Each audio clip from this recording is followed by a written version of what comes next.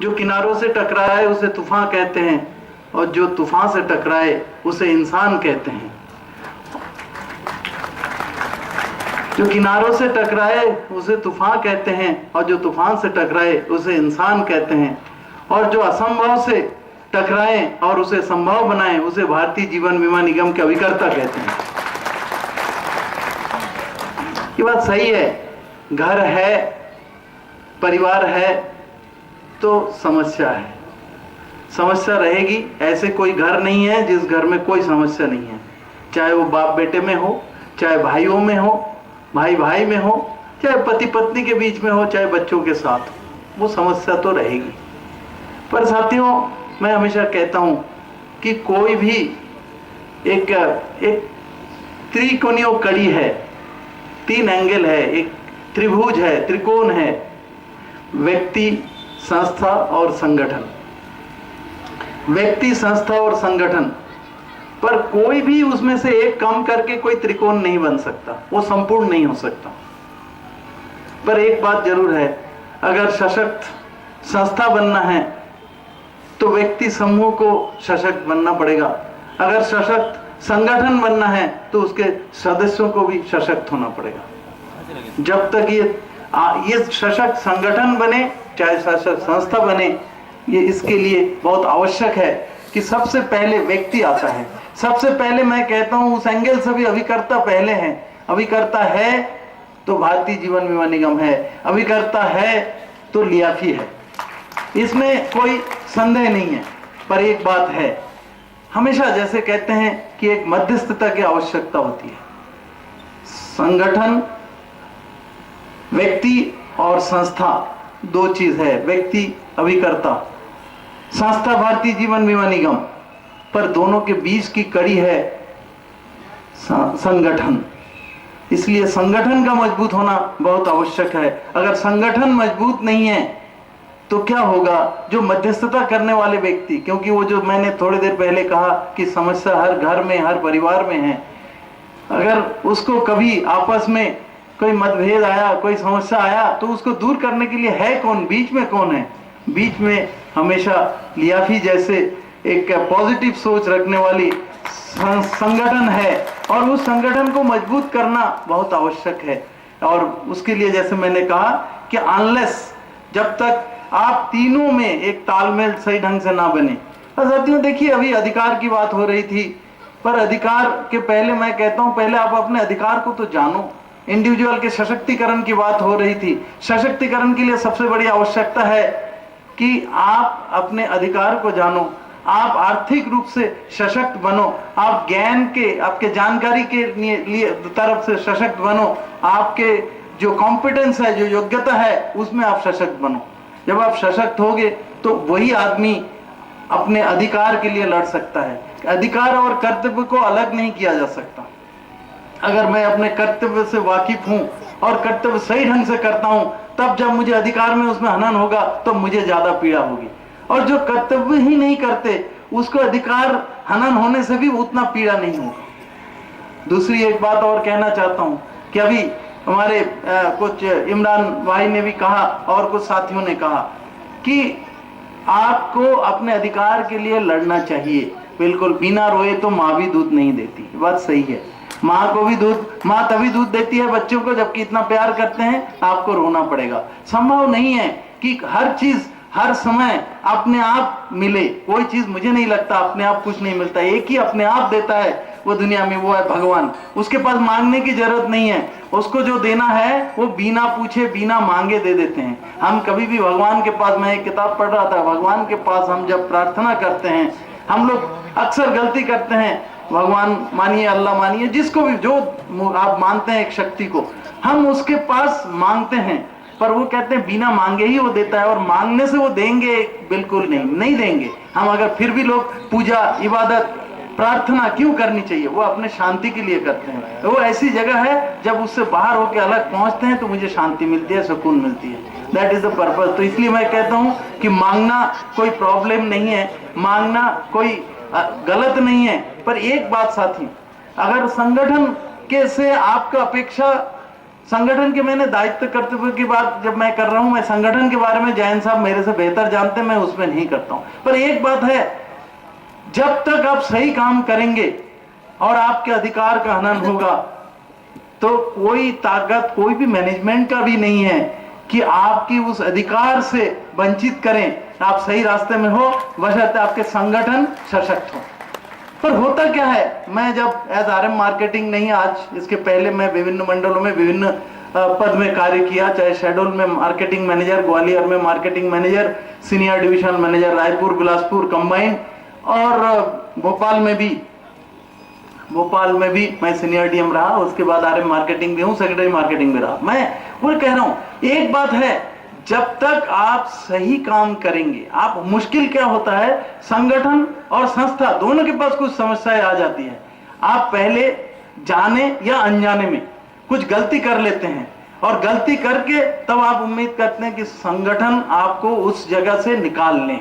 कुछ ऐसे चीज है, कुछ ऐसे नियम है जहां पे वो निकल नहीं पाते, संगठन भी नहीं कर पाते हैं और संस्था भी चाहते हुए भी मदद नहीं कर पाते। तो साथियों, ये बहुत आवश्यक है कि आपने कर्तव्य को भी जाने कि मेरे मतलब व्हाट आर माई राइट्स, मेरा अधिकार तो जानिए, पर मुझे करना क्या चाहिए और किस तरह से करना चाहिए। इसलिए मैंने बोला कि आपके सशक्त होना बहुत आवश्यक है। व्यक्ति सशक्त होगा किस तरह से, आपके ज्ञान से सशक्त होगा, जानकारी से सशक्त होगा, आपके आर्थिक रूप से सशक्त होगा, तभी। अब देखिए, कुछ साथी, अभी जैन साहब आंकड़े दे रहे थे कि हमारे 60% एजेंट ऐसे हैं जिनका मंथली इनकम 2000 या उससे कम है। तो आप क्या सोचते हैं, चाहे आप संगठन कर लीजिए, चाहे वो आप स्वावलंबन के लिए, हम कहते हैं कि वो स्वावलंबन है किसके लिए, स्वावलंबन उसके लिए है, ठीक है, पेंशन प्रोविजन है, पेंशन के लिए है। चाहे आप संगठन को कुछ सशक्त करने के लिए कुछ चंदा की आवश्यकता है, कुछ कंट्रीब्यूशन की आवश्यकता है, पर वो कहां से देगा जब तक वो आर्थिक रूप से सशक्त नहीं होगा। इसलिए आपको व्यक्तिगत रूप से सशक्त होना, आर्थिक रूप से सशक्त होना, जानकारी के रूप से सशक्त होना बहुत आवश्यक है। क्योंकि सशक्त व्यक्ति, दूसरा, उससे मोटिवेशन होता है तो खुशी होती है, उससे भी उसके कारण ताली बजती है। और तीसरा एक कारण है, जो वक्ता है उसको भी एक प्रोत्साहन मिलता है। पर साथियों, मैंने देखा इस 24 साल में, सच मैं हमेशा कहता हूं, जब अपनों से बात करता हूं, मैं दिल खोल के बात करता हूं, मैं कोई चीज उसमें नहीं करता। I try to be indifferent. जब मैं यहाँ बात कर रहा हूँ, मैं एक्सक्लूसिवली RM मार्केटिंग ग्रुप में बात नहीं कर रहा हूँ। मैं भी बैठे बैठे सोच रहा था, मैं एजेंट होता तो क्या करता। तभी मैं सोचता हूं, मैं उस समस्याओं का भी समझ सकता हूं, क्योंकि मैं बहुत नजदीक से देखा। पर साथियों, में जो ताली का दूसरा होता है, अक्सर होता है कि मीटिंग में बहुत अच्छे जोश आते हैं, चाहे वो मार्केटिंग की मीटिंग हो, चाहे ऑर्गेनाइजेशन की मीटिंग हो, पर और ताली भी खूब बजते हैं। पर ताली का दूसरा है, जैसे हम करते हैं, झाड़ दिया, हमने जो है यही भूल गए, यही छोड़ दिया, प्लीज इसको मत करिए, ऐसा मत करिए। ताली, इससे भी ताली बजता है, ये नहीं है, ताली ऐसे बजना चाहिए, एक्सेप्ट करना। पर अक्सर हम झाड़ देते हैं। मीटिंग में जो मोटिवेशन, जो खबर मिला, फिर बाहर जाके उस चीज को भूल के फिर जैसे थे उस स्थिति में आ जाते हैं। चाहे वो संस्था के रूप में हो, चाहे संगठन के रूप में हो, चाहे मार्केटिंग मीटिंग हो, चाहे एसोसिएशन की मीटिंग हो, ऑर्गेनाइजेशन की मीटिंग हो। तो साथियों, मैं एक चीज इसीलिए मैं कह रहा था कि आप देखो, आप अपने आप बदल के स्टेपनी से दूसरा टायर लगा के तब आपका जर्नी शुरू होगा। पर होता क्या है, हम लोग सफलता के लिए निर्णय लेते हैं, कुछ पाने के लिए निर्णय लेते हैं, पर हमारे साथ वो पंचर टायर लेके हम उस मंजिल पे पहुंचना चाहते हैं। वो हमारे पंचर टायर और कुछ नहीं है, फियर ऑफ फेल्योर, कि हम सफल नहीं हो पाएंगे, हमारे कॉन्फिडेंस की कमी, शायद हम नहीं कर पाएंगे। ये परेशानियां हैं, ये तकलीफ है। साथियों, जीवन है तो तकलीफ तो रहेगी। जीवन है, सफल और असफल व्यक्तियों में, मैं हर मीटिंग में कहता हूं, अभी करता हूं कि संगोष्ठी में, कि सफल और असफल व्यक्तियों में सिर्फ एक अंतर है, सफल व्यक्ति परिस्थिति को अपने वश में करता है और असफल व्यक्ति परिस्थिति का गुलाम बनता है। तो साथियों, मैं इसलिए कहता हूं कि आप सफल बन, तो भी एक चैनल ऊपर बैठा है, यहां नहीं होगा तो कोर्ट चैनल। इसलिए हर समस्या का समाधान है, बशर्ते वो समस्या जेन्युइन हो। तो इसलिए साथियों, मैं सोचता हूं कि आपकी इस बैठक में और बहुत ज्यादा समय नहीं लूंगा, क्योंकि ऑलरेडी इतना मतलब टाइम ओवरशूट कर गया। आप लोगों को मैं धन्यवाद देता हूं कि सब इतना करीब 2:30 बजे के बाद भी आप मेरे 2 बात सुनने के लिए यहाँ पे बैठे थे। I am very happy. मुझे बहुत अच्छा लगा यहाँ पे आके, खास तौर से इसलिए भी अच्छा लगा कि मैं चूंकि जैसे कहा कि इस क्षेत्र के 8 मंडलों में से 5 मंडल में मैं या तो एमएम या सीनियर डीएम रहा, तो नेचुरली लोगों से परिचय, ज्यादातर लोगों के साथ मेरा पर्सनल परिचय भी है। इसलिए मुझे बहुत अच्छा, जब भी ऐसे मीटिंग होती है, और मैं किस्मत लकी भी हूँ इस मामले में। जैन साहब अभी कह रहे थे कि आप तो बस वो एक बार ऑल इंडिया लेवल की मीटिंग, जो कुछ साथी आप में से मौजूद थे, आगरा में हुए, तो वहां भी चेयरमैन को आना था, वो किसी कारण से वो वहां पे दिल्ली में व्यस्त थे। जोनल मैनेजर वो भी बाहर थे छुट्टी में, व्यक्तिगत प्रॉब्लम से, फाइनली वहां भी मैं अटेंड किया। So I am lucky, I always feel a part of you. मैं आपके एक हिस्सा हूं, क्योंकि मार्केटिंग के मैं बिल्कुल हमेशा कहता हूं, मार्केटिंग मुझे आता ही नहीं है। मतलब मार्केटिंग में मुझे 24 साल रखा, मार्केटिंग नहीं आता, और जितना भी आता जो आज मैं सिखाऊं वो सिर्फ अभिकर्ताओं से सीखूं। क्योंकि मैं एवीएम सेल्स जब बना था तो रायपुर ब्रांच 2 में, तो वहां पे देखा लोग कैसे काम करते हैं, और उसी को धीरे धीरे जहां जहां मार्केटिंग पद में अलग अलग जोन में अलग अलग स्थान में कार्य किया, उससे जो किया वही मैं हमेशा शेयर करता हूं। तो साथियों, जीवन शुरू होता है क्रंदन से, रोते हुए हम जिंदगी शुरू करते हैं।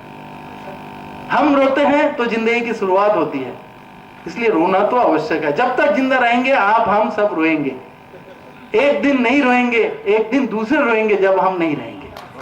तो साथियों, ये जीवन है, यही जीवन के सच है।